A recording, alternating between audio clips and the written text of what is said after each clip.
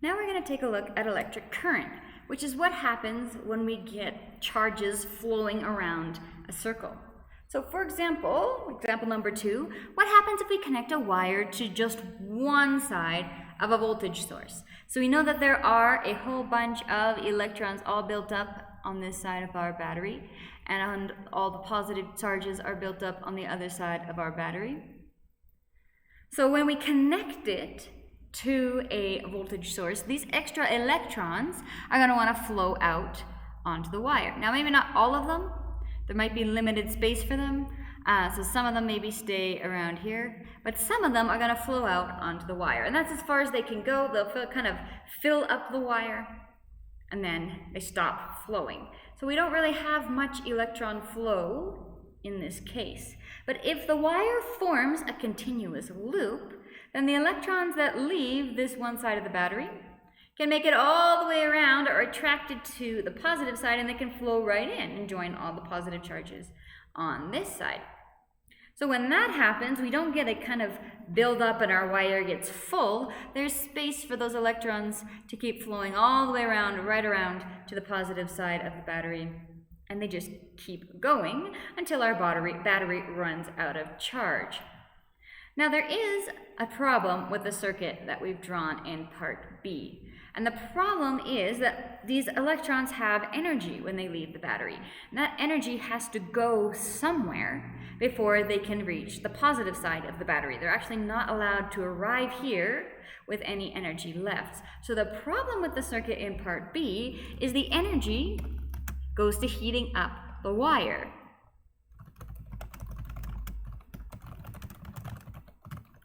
And if this gets bad enough, it will actually melt the wire, which is called a short circuit. And then we no longer have a complete loop and the energy stops flowing and there's no more current. So in part D then, we've got a better circuit, because instead of using all the energy from the battery to heat up the wire, we can now use the energy in the battery to make the light bulb go. So we don't have a short circuit anymore because the energy can be used by the light bulb.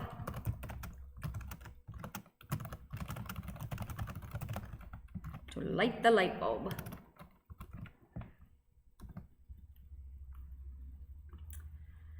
So hopefully what you picked up from this example is that electrons need a closed circuit, a full loop, to keep flowing. They will initially flow onto a wire that you connect to just one end of a battery, but once they kind of fill up that wire, then they stop flowing.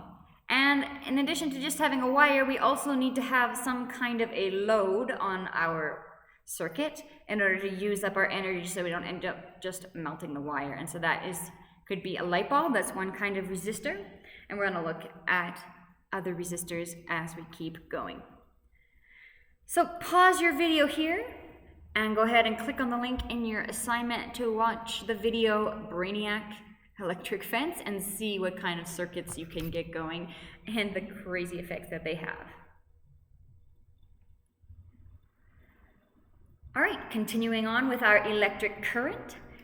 Electric current is defined as the rate of flow of charge in a circuit. In other words, how fast are my electrons flowing? The rate of flow of charge in a circuit, where Q is the amount of charge measured in coulombs, and time is, of course, measured in seconds.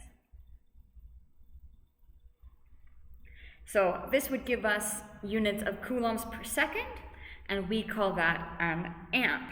We give it a new name, just like joules per coulomb, we gave the name voltage. Coulombs per second, we're going to give the name amps or amperes. Recall that any charge, this is from last unit, is a certain number of fundamental charges.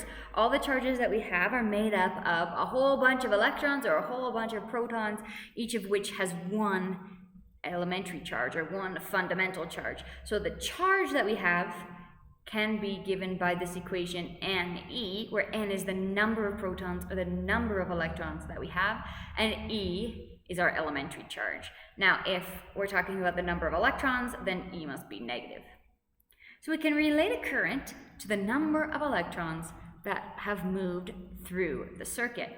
We could, if we wanted to, substitute in here this Ne is equal to Q. So my current would be equal to the number of, let me use a capital N, number of electrons flowing over time. So my current is related to my electron flow. Let's take a look at example 3, where we get a chance to use some of this stuff.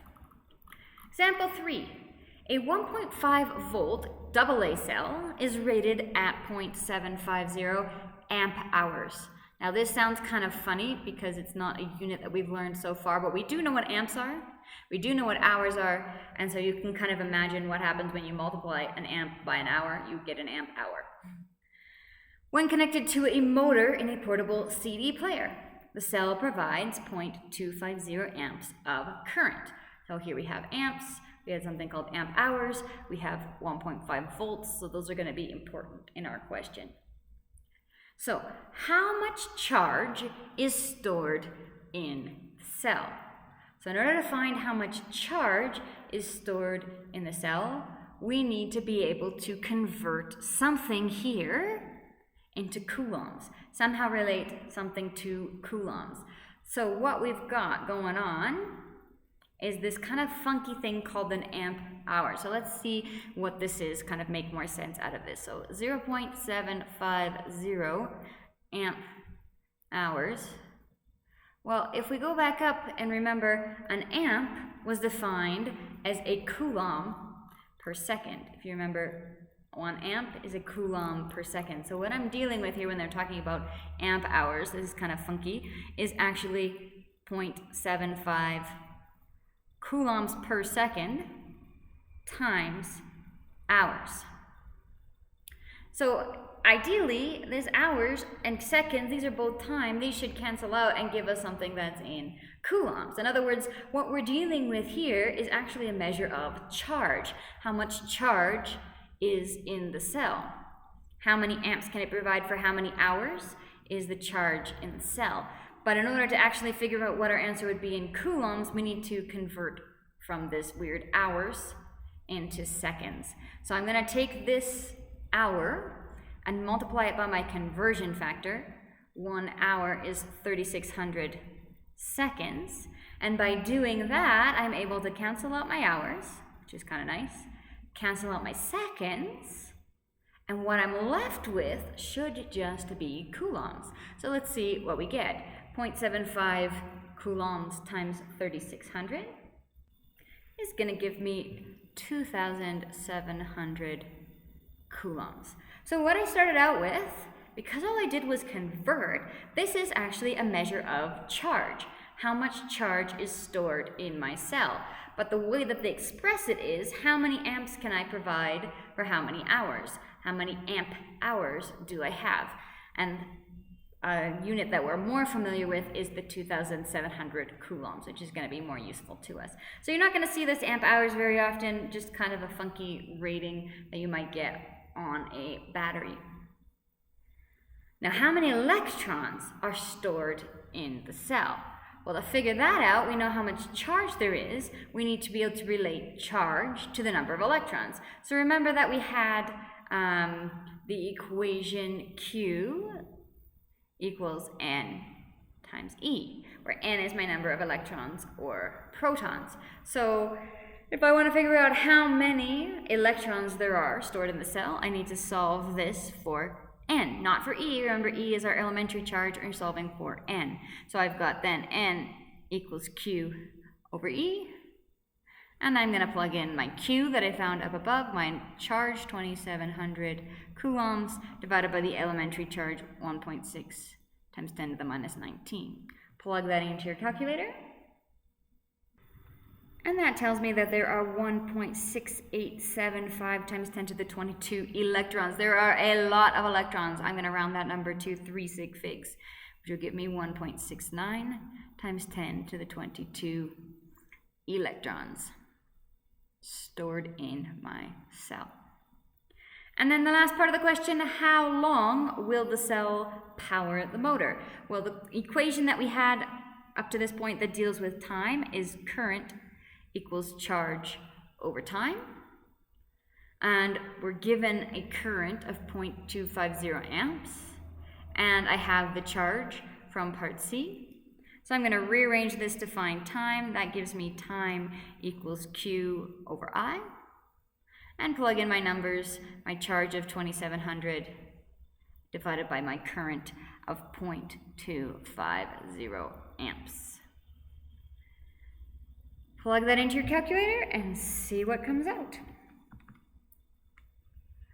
And this tells me I have time of 10,800 seconds. Now, to be more useful, we probably actually want to convert that into hours in order to make this actually mean anything, because I don't think very many of you think in seconds. So as an answer, this is fine, but just to give us something that makes a little bit more sense to our brains, I'm going to change this to 3,600 seconds in 1 hour. So I've got 10,800 over 3,600 tells me this is going to be 3 hours. Now, another way you could have come up with this, 3 hours right off the bat, is actually to take your amp hours and divide it by amps. If you see how the units work here, I have amp hours, amp times hours, divided by amps. I would have then plugged in this for my charge of Q and left my 0.250 amps down here. Would also give me 0.75 divided by 0.25 would also give me 3 hours. So sometimes looking at units and doing a little bit of unit analysis is helpful in order to figure out these kinds of questions. All right, back to our ski hill analogy. In the ski hill analogy, the flow of charges in a circuit, which is in coulombs per second, otherwise known as your amp, is like the flow of skiers up and down the ski hill, which is in kilograms per second. How many kilograms going up the hill every second? As electrons flow at a constant speed in a circuit, we will assume that skiers use their skis to control their speed and move down the hill at a constant speed. So what we've got here is the chairlift lifting me up. In the ski hill analogy, the chairlift, they go around, come down, constant speed. One problem we encounter with this analogy is that in the circuit, it is the electrons that flow from the lower voltage terminal. So if we're looking at electron flow, my electrons actually come out of the minus side and they flow through the wire up to the higher voltage terminal. They're going the opposite direction as my skiers. And when people first started studying electric circuits and electric current and charges, they didn't actually know that it was the electrons that are doing the flowing around the circuit and not positive charges. So for that reason, we would like to be able to say that the current flows downhill from higher voltage to lower voltage. So for this reason, we choose to focus on the positive charge, or the nuclei, and the uphill flow of electrons is entirely equivalent to a downhill flow of positive charge. In other words, from the outside, it's totally the same thing for negative charges to move left as it would be for positive charges to move right. It's equivalent in terms of what is happening in terms of power. It's equivalent in terms of what all our things are measuring. So we know now that it is electrons that flow, but we talk mostly in terms of the flow of positive charges, which would go the direction of our skiers, going from high potential to low potential, just like in terms of gravity from high potential at the top of the hill to low potential at the bottom of the hills. So we're going to think about the direction of current as being opposite the direction that electrons move. So what we call current then is actually the downhill flow of positive charge. Some books call this conventional current. And if we're asked about the direction of electron flow, we need to remember that it's opposite to current.